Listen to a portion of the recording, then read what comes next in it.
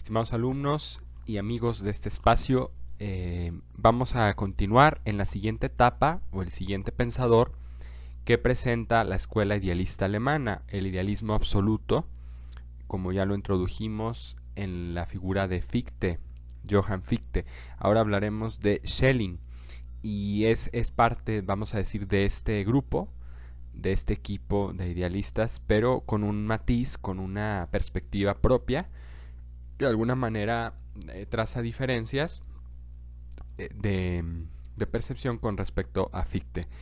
Será la siguiente etapa entonces, dentro de las tres que consideraremos, por ser tres los principales exponentes de esta corriente. Bueno, es una breve ficha contextual, vamos a decir. Después nos dirigiremos a una lectura que va a aparecer por ahí en la plataforma, que sería importante leer previamente antes de la siguiente sesión por Zoom. Después la estaremos comentando, la estaremos explicando y complementando en clase. Pero bueno, de Wolfgang Schelling, no recuerdo cuál es el primer nombre que viene ahí con abreviatura, con sigla. Tenemos que, bueno, es un personaje que vive entre 1775 y 1854. Es también contemporáneo de los otros dos, ¿sí? Aprende también de la escuela kantiana del idealismo trascendental, pero vemos cómo se va a distanciar, va a tomar su propia vertiente, ¿no? Igual que los otros dos, Fichte y Hegel, pues derivará su percepción del idealismo en una denominación más radical todavía. Él lo considera un idealismo de tipo estético, es el filósofo de esta escuela que, bueno, al igual que Hegel, pero de una manera propia o particular, expresará o tratará de entender los principios de las cosas, de la mente, del conocimiento, sobre todo el conocimiento humano, que es lo que más le importa, y establecer qué relación tiene con el ámbito de lo sensible para el conocimiento. Será la parte estética, el idealismo estético, ¿sí? Que bueno, estético en griego significa algo que está, vamos a decir, ordenado, que está dispuesto, ¿no?, de una manera y que pues genera una armonía, ¿sí? Un orden, una belleza, se puede decir, en todo. Entonces el absoluto para Schelling, entrando ya en los apartados, bueno, en los aspectos que expresa, es la identidad primigenia a las diferenciaciones, ¿sí? Una entidad, y dije identidad, perdón, identidad primigenia, como si fuera pues un ente, un ser, ¿verdad? Pero que se identifica, que es absoluto. Ya este pensador es el que traza ese mismo concepto. Si veíamos en Fichte, se habla más bien de un yo, que bueno, era ante todo consciente, ¿no?, que se enfrentaba a uno yo, ¿no?, a todo aquello que no era la razón pura, la razón pues ideal de las cosas, y que tenía que enfrentarse al contrario para poder manifestarse, para poder expresarse y autodeterminarse. Pues para Schelling este absoluto también funge como ese indefinido y definido a la vez, ¿no? Pero para Schelling el matiz especial aquí es que el absoluto se supone o se entiende, se concibe como un único, ¿sí?, un todo, una realidad total, ideal, pero que es único. Evoca la postura parmenideana. Aquí lo vamos a señalar.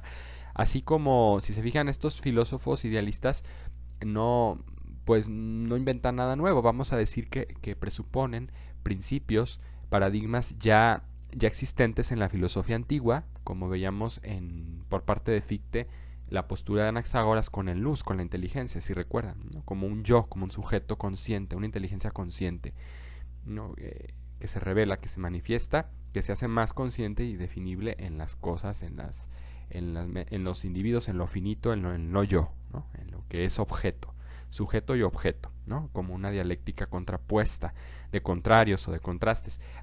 Schelling va a apelar a esa misma, de alguna manera, dialéctica. No la va a defender tanto, vamos a decir, pero sí le va a servir para interpretar, para ver los mecanismos también de la estética, de la ciencia, precisamente de las formas, ¿no?, de la belleza, del orden, de las armonías, hablando mencionábamos por Zoom, si recuerdan, el tema de la música, de las artes.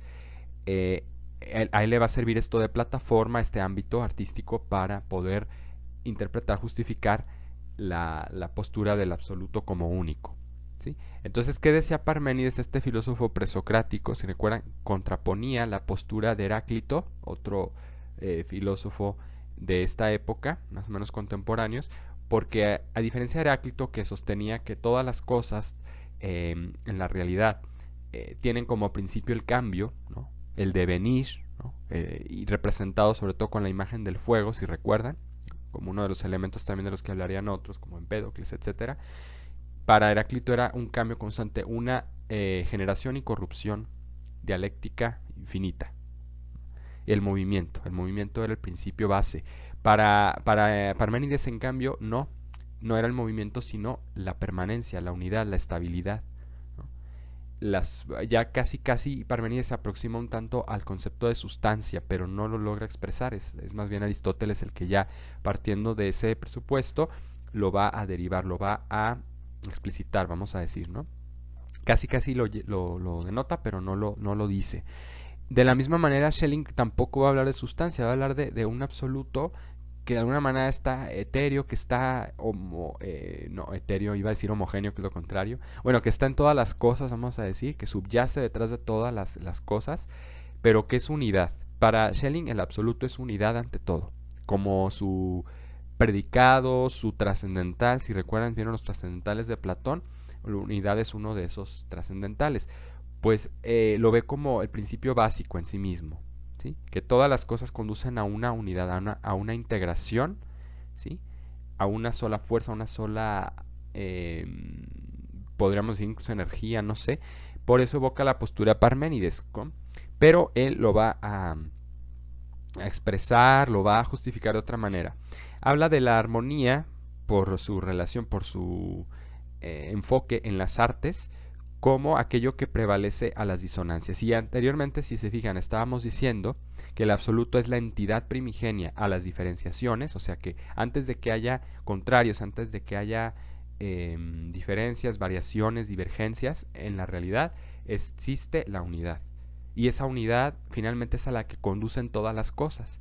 Todos los contrastes que pueda haber, si mencionamos, por ejemplo, el paradigma pitagórico de la dualidad del número, ¿sí? Que es par, impar, etcétera, contrario, es cantidad, es medición, pues así esas diferenciaciones solo tienen sentido en tanto cuanto en función de un único, un absoluto único, que ya casi se acerca a expresar que es espíritu, pero no lo dice así. En la lectura veremos que de alguna manera empata más con Fichte, Schelling, están más unidos ellos que Hegel, por ejemplo. Ya hablaremos de Friedrich Hegel. Y ahorita me acordé que el nombre, perdón, es Friedrich Wolfram Schelling. Este es el nombre completo, como vienen las iniciales ahí. No lo había recordado. Pero bueno, entonces así como decíamos, el absoluto prevalece, está detrás o sustenta las diferenciaciones, de la misma manera que las disonancias en la música, ¿no? Los altos y bajos lo mencionábamos el otro día, ¿verdad?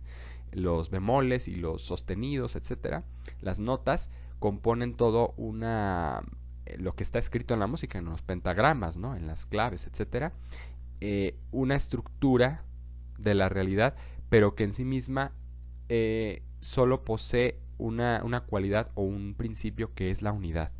Por ella se rige y de ella viene y hacia ella vuelve, ¿no?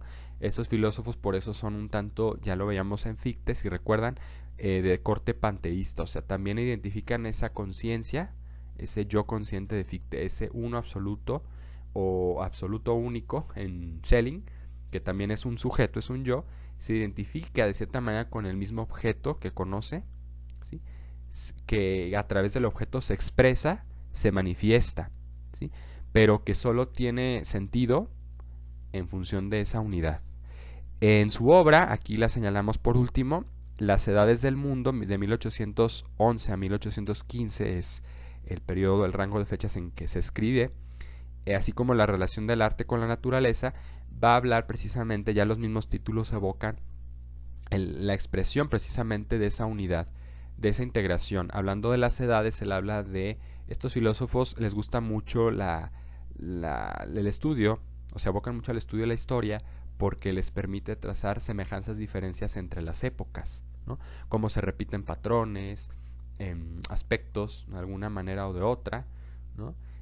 Pero dentro de todas esas diferencias persiste una unidad, que es el fin de todos los ciclos, el principio y el fin de todos los ciclos, ¿no? Que identifican también de alguna manera con Dios. A diferencia de Parménides, si estableciéramos una relación entre Schelling y Parménides, porque pues por a modo en cuestión de principio o en términos de principio, pues están perfectamente conectados, o sea, es como el maestro Parménides y el discípulo Schelling, ¿no?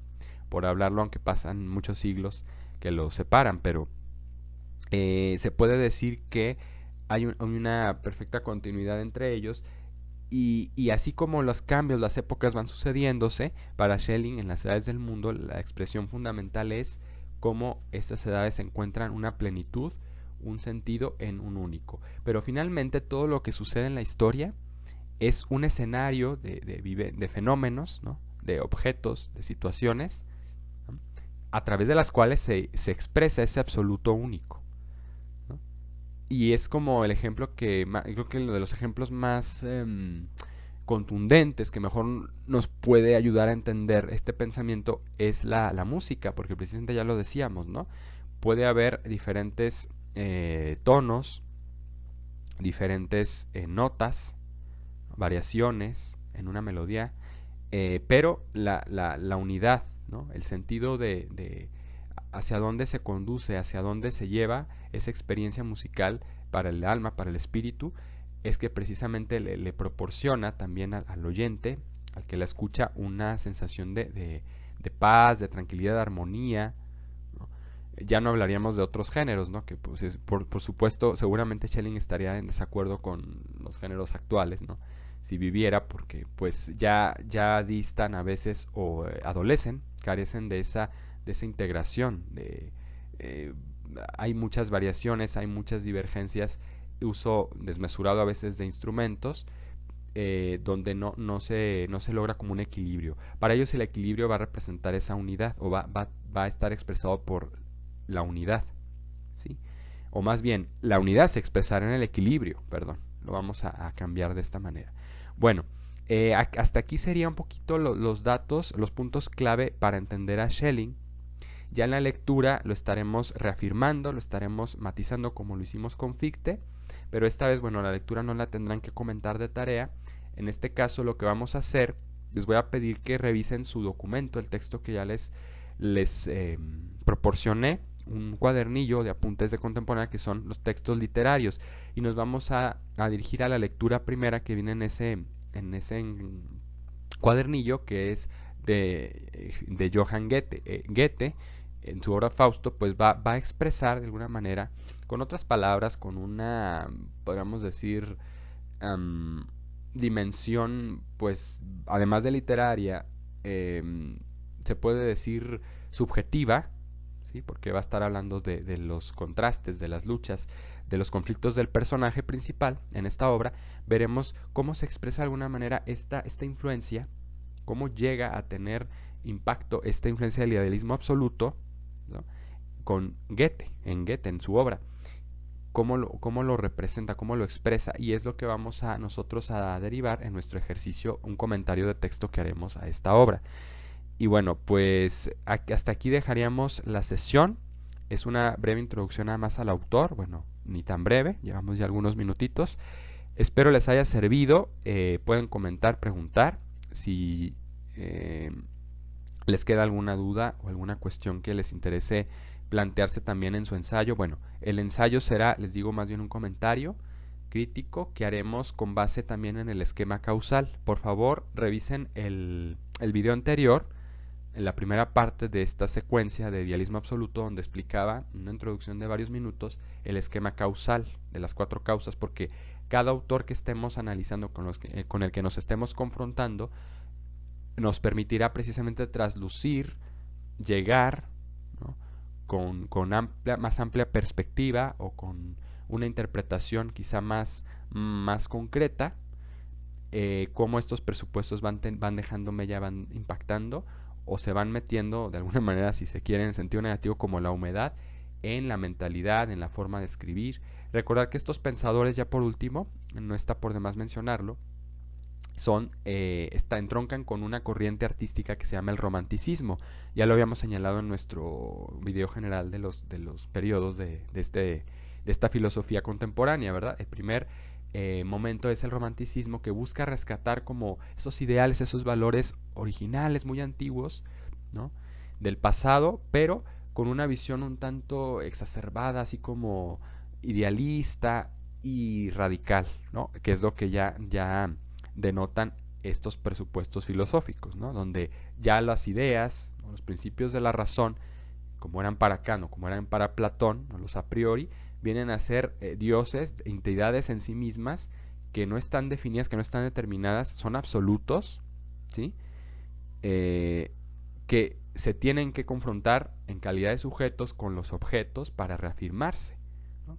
Como garantes de la realidad, como aquellos que fundan las cosas y que le dan un sentido. Hablemos aquí de la armonía con Schelling, hablemos de la unidad en la música, y lo veremos también en la lectura, ¿sí? Lo veremos también, inclusive, si me permiten, identificado, lo podrán identificar ustedes cuando hagan su análisis en la lectura de Goethe. Entonces ya les digo, aunque es literatura, aunque es ficción, utiliza un personaje que tiene también ya toda una evocación, no digo mitológica, pero sí es interesante. Es un personaje enigmático que presenta pues muchos conflictos a nivel subjetivo, y entonces veremos cómo plasma Goethe en su obra Fausto estos principios, o los trata de contestar, se recrea, vamos a decir, en ellos.